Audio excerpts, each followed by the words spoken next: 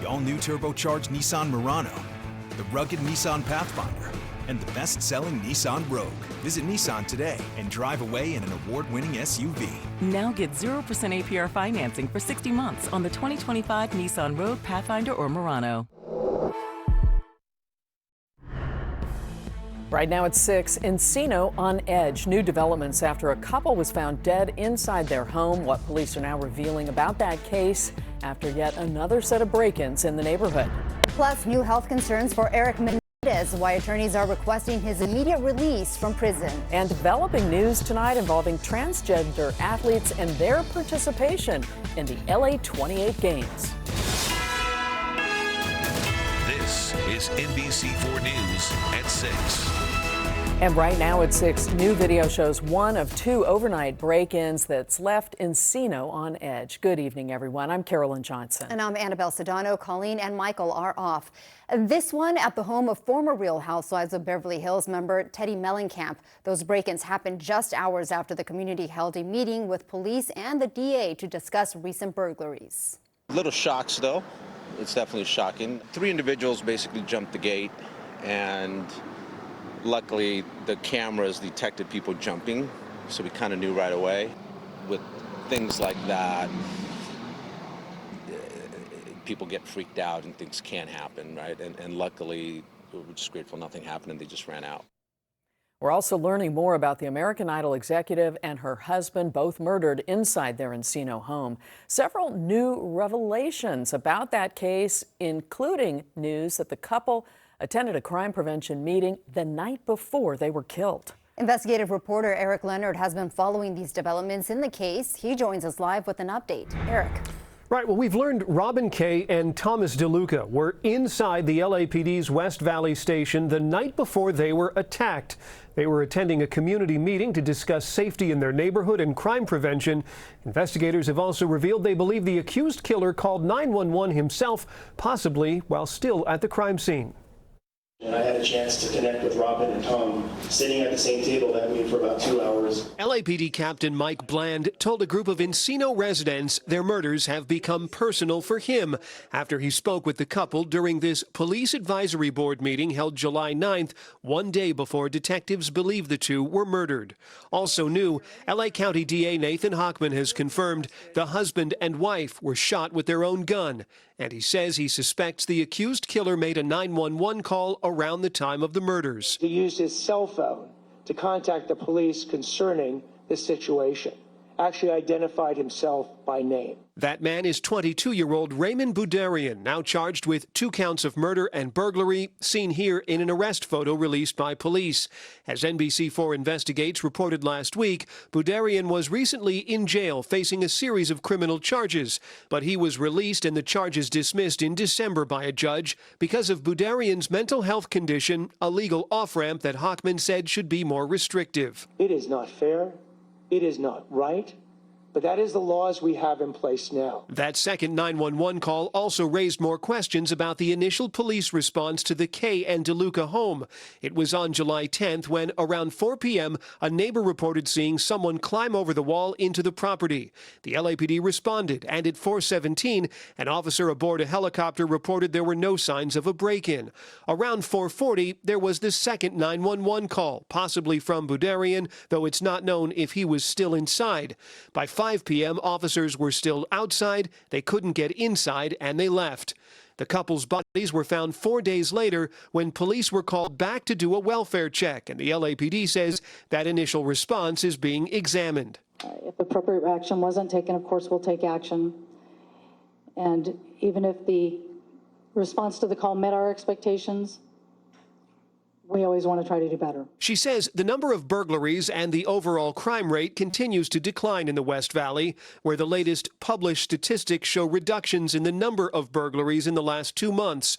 But the underlying data is no longer shared publicly by the LAPD, so it's difficult to know how many homes were burglarized in recent months, in which neighborhoods they're happening, or any other common factors like the time of day or the methods thieves are using to break in.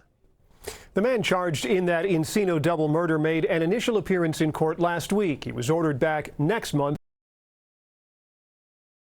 to enter pleas. It's not clear if the previous mental health rulings and dismissals will affect the ability of the district attorney's office to prosecute the new case. I'm investigative reporter Eric Leonard, NBC4 News. Eric, thanks.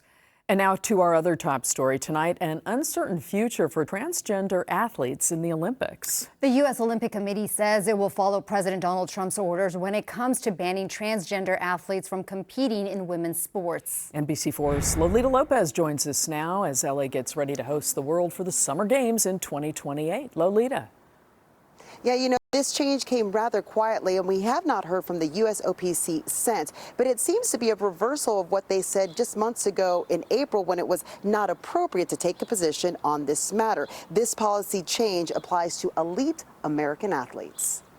This is the U.S. Olympic and Paralympic Committee newly updated athlete safety policy. It does not specifically mention the word transgender in any of its 27 pages, but the document does include language that implies that transgender women will no longer be able to compete in women's divisions, saying it will ensure that women have a fair and safe competition environment consistent with Executive Order 14201.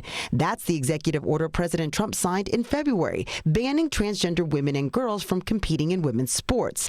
This affects U.S. athletes, but there are possible global impacts. There is movement toward keeping the female category, keeping the female category only for people who have XX chromosomes. Associate professor at USC Annenberg School, Alan Abrahamson, is a veteran sports writer with decades of international and Olympic experience.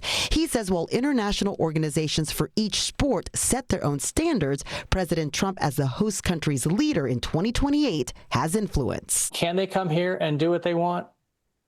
In theory. In practice, maybe not so much, because right now it's in everyone's interest to be on the good side of the President of the United States. Abrahamson recently wrote about the controversy surrounding Algerian boxer Iman Khalif. Khalif had been disqualified from the 2023 World Championships upon discovering she had male chromosomes and was competing in women's events. However, the International Olympic Committee applied sex eligibility rules used in previous Olympics and cleared Khalif to compete in the 2024 Olympics, where Khalif won gold. The IOC, that is likely where the ability to compete in the Olympic Games, no matter your gender, may ultimately lie. The new president of the IOC, her name is Kirsty Coventry. She was elected in March. She's the first female president in the history of the IOC. She has said that she is seeking consensus around this very sensitive, emotionally and politically charged issue. Now, NBC News reports that the first openly transgender woman is from New Zealand and competed back in the Tokyo Games in 2021. Now, in a practical sense, the Trump executive order won't actually have a large impact at the Olympic level, but most likely will impact trans athletes in high school as well as in college. Now, advocates against those trans athletes say that it creates a biological disadvantage, while others say that administration policies like the one that Trump put forward actually are a push against transgender rights. Live here in Universal, Lolita Lopez, NBC4 News. Well, he was known as the Prince of Darkness, music royalty crowned with metal, and those who knew him say he had a heart of gold. Ozzy Osbourne died today, surrounded by family. Fans have been gathering at his star on the Hollywood Walk of Fame all day. Flowers were placed there in his honor this afternoon. Ozzy Osbourne rose to fame in the 1970s as lead singer of Black Sabbath, and then in 1979 came major changes. Ozzy was fired from the group for excessive drinking and drug use, but he would quickly rebound, launching a long and successful solo career with songs like Crazy Train and the power ballad Mama, I'm Coming Home. My kids, our kids, started texting, bing, bing, bing, bing, and I didn't want to pick it up. And I looked at it, and it said, Ozzy's dead. And I thought it was fake news. I thought, usually we get crap like that.